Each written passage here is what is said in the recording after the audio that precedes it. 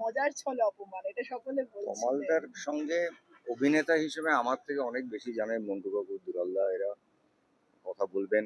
আমার সঙ্গে বেশ কয়েকটা ভালো গুরুত্বপূর্ণ চরিত্র অভিনয় করেছে, কিন্তু তমালদা এটা এন্ড নয়। মানে তমালদাকে নিয়ে আমরা একটু আগে উপরে আসা গল্পই বলছিলাম, এবং আমরা জানি যে মানুষটা চলে গেছেন, কিন্তু তার গল্প করা মানে ৮০ ভাগই আমার হাসতে হাসতে চোখে জল এসে গেছে। কারণ আমাদের কারোর মনের দুঃখ হলে, কষ্ট হলে তমালদাকে ফোন করলে মোটামুটি একটা ফোনেও ১৫ মিনিট আমাদেরকে হাসাতো। আমি তমালদাকে ঋতুপর্ণ ঘোষের বাড়িতে যেভাবে দাপটে দেখেছি, যেভাবে কথা বলতে দেখেছি, মানে কত লোকটা প্রথম কথাই বলে, শোন তোর নিন্দা করতে একটু ডাকছি, এদিকে আয়। মানে এটা ছিল তমালদার অ্যাপ্রোচ।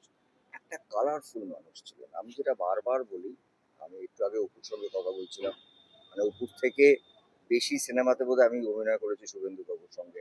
এই মানুষগুলো যে কালারফুল ছিলেন না, মানে এমন, এবং কোথায় বসছেন, কি খাচ্ছেন, কোথায় যাচ্ছেন, আর ট্রু সেন্সে একটা একটা মানুষ, মানে শুধু লম্বা চওড়া ছিলেন না, মানে এত বড় একটা হৃদয় ছিল। মানে আমি দায়িত্ব নিয়ে বলতে পারি যে মানে কোথাও একটা জায়গায় তমালদা থাকলে আমরা বলে চলে যেতাম, তমালদা এই প্রবলেম আছে, লক্ষ্য রেখো। সেইটা উনি রাখবেন, কিন্তু তার সঙ্গে উইথ। আর অসামান্য অভিনেতা তো ছিলেন থিয়েটারে, ওনার স্টেজে যারা অভিনয় দেখেননি আমি বলবো এটা মিস করেছেন। বাট সেই মানুষটা মানে রয়্যাল বেঙ্গল টাইগার।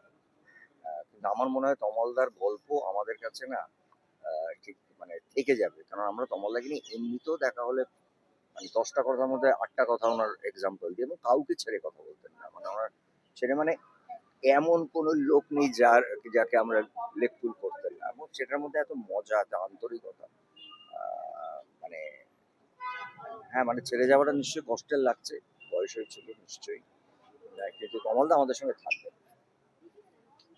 সকলের কাছে কমলবাবু আসলে গুরু, শিক্ষক, কড়া ভাবে কথা বললেও মজার।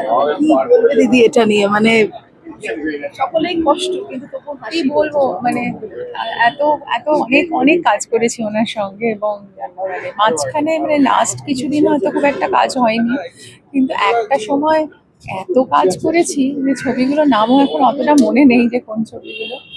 কিন্তু এরকম আমাদের বর্ষিয়ান অভিনেতা, মানে এত বড় একজন মানে ইন্ডাস্ট্রির মানুষ, এত ভেটারেন একজন যখন চলে যায় তখন একটা শূন্যতা রেখে যান অবশ্যই।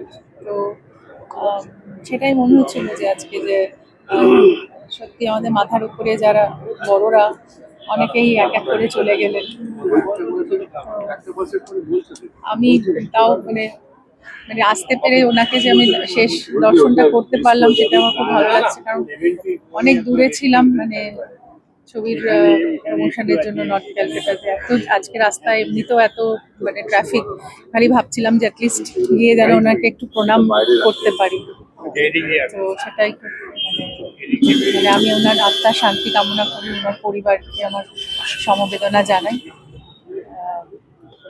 যেখানেই থাকুন কমলদা ভালো থাকুন, এটাই চাই।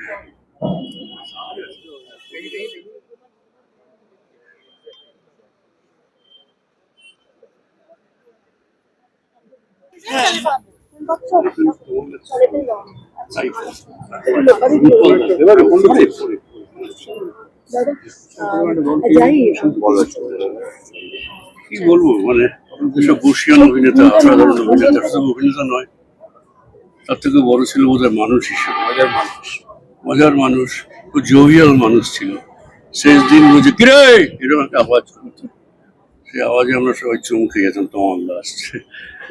এবং সব থেকে বড় কথা যেটা তমালদা সম্পর্কে বলার, যে from production boy to producer সকলের সঙ্গে ওর বন্ধুত্ব ছিল, কোনো বার ছিল না, কোথায় বসবো দেখতেও না, ভাঙা বেঞ্চির উপরে বসে পড়তেও, মানে এইরকম এই মানুষটা আর সব চলে যাচ্ছে আমাদের কাছ থেকে, দুঃখটা সেইখানেই। এবং মঞ্চ দাপিয়ে বেড়াতো, মঞ্চে যে কি অসাধারণ অভিনেতা, এবং আরো ভালো বলতে পারবে। আমিও একটুখানি সঙ্গদান করেছিলাম, কিন্তু তারপরে তো যাই হোক সিনেমায় তো আছে প্রচুর ছোট ছোট চরিত্র, অবিস্মরণীয় চরিত্র সব অভিনয় করেছেন। বিদেশি শুধু সিটি অফ জয়তে অসাধারণ অভিনয়।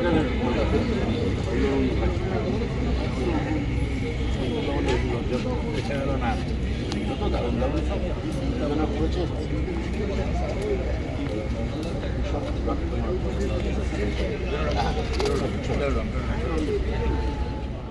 আমার বাবা, সুতরাং আমার জন্য আমার বাবা কোনো অভিনেতা নন, কোনো শিল্পী নন, উনি আমার বাবা। সুতরাং আমার মা আগে চলে গেছেন আর বাবা চলে গেছেন, তো আমি পিতৃহারা। ছাড়া আর কি বলবো। উনি যে ভিপি মানে সেটা বাড়িতেও ছিলেন একই রকম উনি মজা করা এক্সেপশনাল লিবার্টি এবং উনি মানে using jokes was his way of speaking. উনি ওইভাবেই কথা বলতেন, that was his language. So ওই জন্য আমাদের বাড়িতে খুব আমরা খুব সবাই কাঁদছে ভেঙে পড়েছে তা নয়, বিকজ কনসিস্টেন্টলি আমরা বাবার মজার মজার গল্প করছি। থ্যাংক ইউ, ভালো থাকবেন। Thank you. দাদা আপনার নাম? আমার নাম অনিন্দিত রায়চৌধুরী, আমি একমাত্র ছেলে।